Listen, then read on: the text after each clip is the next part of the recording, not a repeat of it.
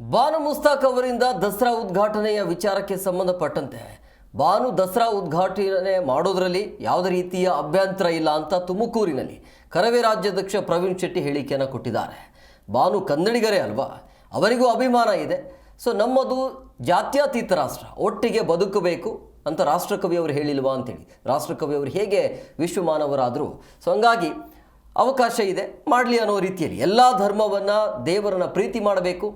ಆಗ ಮಾತ್ರ ಕುವೆಂಪು ಅವರ ಒಂದು ವಿಶ್ವಮಾನವ ಆಗಲು ಸಾಧ್ಯ ಆಗುತ್ತೆ. ಗುಡಿ, ಚರ್ಚು, ಮಸೀದಿಯನ್ನು ಬಿಟ್ಟು ಹೊರಬನ್ನಿ ಅಂತ ಹೇಳಿದರು.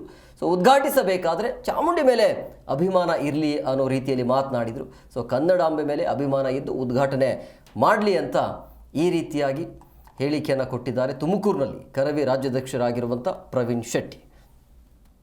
ದಸರಾ ನಮ್ಮ ನಾಡಿನ ಹಬ್ಬ.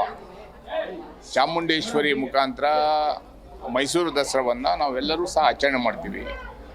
ಅವರು ಸಹ ಕನ್ನಡಿಗರೇ ಅಲ್ವಾ, ಅವರಿಗೂ ಸಹ ಅಭಿಮಾನ ಇದೆ. ಯಾವ ದೇವ್ರನ್ನೂ ನಾವು ವಿರೋಧ ಮಾಡಲ್ಲ. ಎಲ್ಲ ದೇವರು ನಮ್ಮ ದೇವ್ರನ್ನಾಗಿ ಮನಗಂಡು ಆ ದಸರಾ ಉದ್ಘಾಟನೆ ಮಾಡೋದ್ರಲ್ಲಿ ಏನು ಅಭ್ಯಂತರ ಇಲ್ಲ.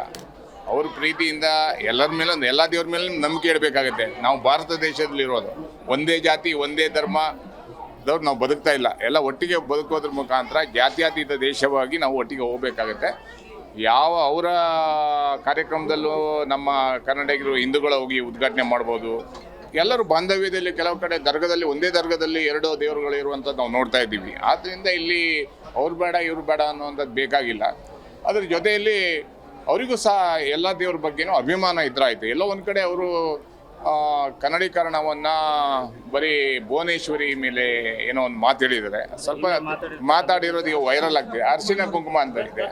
ಹಿರಿಯರಾದವರು, ಸಾಹಿತಿಗಳು, ದೊಡ್ಡ ದೊಡ್ಡ ಪ್ರಶಸ್ತಿಯನ್ನು ತಗೊಂಡಂಥವ್ರು ಈ ದೇವರುಗಳ ಬಗ್ಗೆ, ಬಣ್ಣದ ಬಗ್ಗೆ, ಇದ್ರ ಬಗ್ಗೆ ಮಾತಾಡಬಾರ್ದು. ಆದ್ದರಿಂದ ನಮಗೆ ದಸರಾ ಉದ್ಘಾಟನೆ ಬಗ್ಗೆ ಅಭ್ಯಂತರ ಇಲ್ಲ. ಆದರೆ ಅವರು ಎಲ್ಲ ಧರ್ಮವನ್ನು ಪ್ರೀತಿ ಮಾಡಬೇಕು, ಎಲ್ಲ ದೇವ್ರನ್ನೂ ಪ್ರೀತಿ ಮಾಡಬೇಕು. ಆವಾಗ ತಾನೇ ವಿಶ್ವಮಾನವಾಗಲಿಕ್ಕೆ ಸಾಧ್ಯ. ಕುವೆಂಪು ಅವರು ಹೇಗೆ ವಿಶ್ವಮಾನವಾದರು?